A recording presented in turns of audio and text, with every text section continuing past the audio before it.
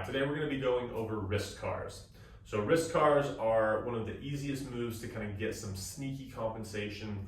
One of my favorite setups to minimize that compensation and help us really train most specifically the wrist joint is this yoga block and tennis ball setup.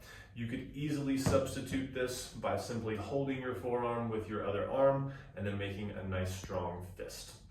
Okay, so for today, go ahead and set yourself up with whatever of those two options works for you. I also, if I do have this block, like to go over the top of my forearm with my other hand.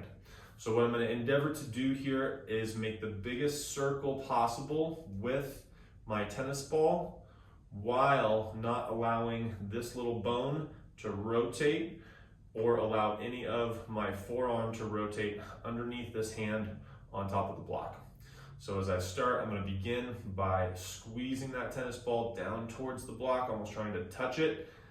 Come across to the inside, but don't let that wrist rotate or that outside bone rotate down towards the floor. Scoop the wrist in and then bring it up against that inside edge. Try and get the back of the knuckles as high as you can and then press the pinky out to the side and carving down around that edge, making sure that your effort does not send any sharp or shooting uncomfortable sensations through your nervous system. We can switch and go the other way.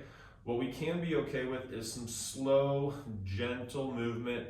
And if the first repetition clears and we really don't have any kind of tender points or pain points, then we can start to increase our effort, maybe squeeze that ball a little bit harder, try to make that circle slightly bigger. But start this with a very slow, very gentle movement.